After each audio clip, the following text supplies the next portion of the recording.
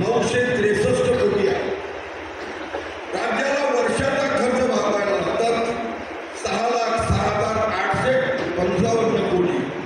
राज्याचा चालू वर्षाचा अर्थसंकल्प हा जवळजवळ 45,000 कोटी रुपये खर्च आहे.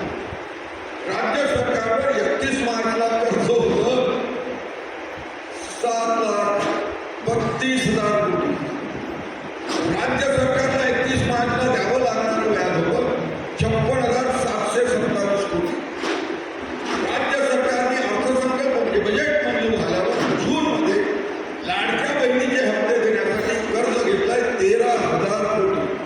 त्यानंतर ऑगस्टमध्ये राज्य सरकारने केंद्र सरकारला 1,32,000 कोटीचं कर्ज घ्यायला परवानगी मागितली. त्यानंतर सरकारने आपल्याला माहीत असेल शक्तीपीठ महामार्गासाठी 20,000 कोटीचं 5.8% व्याजाचं सगळ्यात जास्त व्याजदराचं कर्ज घेतलं. आता राज्यावरचा कर्ज आणि व्याजाचा डोंगर 9,30,000 कोटीवर गेलाय. फक्त 53,000 कोटीचं कर्ज घ्यायचं आहे, मंजूर आहे, त्याला 2.5 महिन्याचा वेळ आहे. ते कर्ज मिळाल्यानंतर राज्यावरचा बोजा हा 9,83,757 कोटी रुपये होणार आहे. दुसरं, राज्याला काही लायबिलिटी डिस्चार्ज करायची. सरकारने 1.5 वर्षापूर्वी केलेली रस्त्याची कामं, पुलाची कामं, डांबरीकरणाची कामं, नव्या रस्त्याची कामं, त्यासाठी PWDच्या ठेकेदारांचं देणं आहे 40,000 कोटी. 2 ठेकेदारांनी आत्महत्या केल्या. सरकारच्या ऑफिसमध्ये जाऊन भीक मागू आंदोलन केलं. म्हणजे निर्लज्ज सदासुखी अशी अवस्था आहे. आणि इरिगेशन आणि जलसंधारणाचं देणं आहे कॉन्ट्रॅक्टरचं 13,000 कोटी. जलजीवन मिशनचं देणं आहे 12,000 कोटी. नगर विकासचं देणं आहे 4,000 कोटी. ग्रामविकासचं देणं आहे 18,000 कोटी. आणि मागच्या निवडणुकीच्या आधी आपल्या आमदारांना जी काही कामं दिली स्पेशल त्याचं देणं आहे 6,000 कोटी.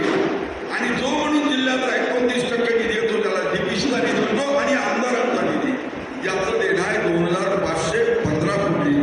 असं टोटल लायबिलिटी सरकारला डिस्चार्ज करायचे आहे त्या आहे 95,732 कोटी. राज्याचं कर्ज आणि व्याज 9,83,727 कोटी अधिक त्या लायबिलिटीत 95,732 कोटी पडलं तर राज्यावरचा सगळा भार हा 10,59,429 कोटीचा होतो. म्हणजे उत्पन्न 5,60,963 कोटी आणि कर्ज आणि व्याज आणि लायबिलिटीचा बोजा आहे हा जवळजवळ 10,59,429 कोटी.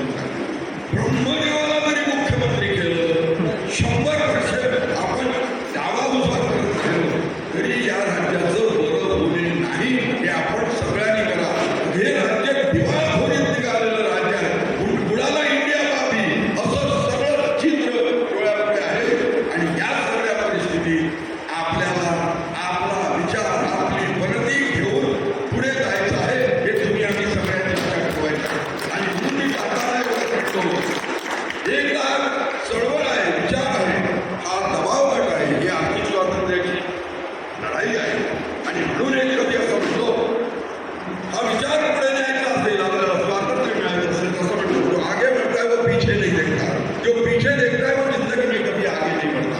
आणि म्हणून कधी काय म्हणतो कायदा गतीचा पाळा, काळ मागे लागला, थांबला तो संपला, धावत त्याला शक्ती आणि रस्ता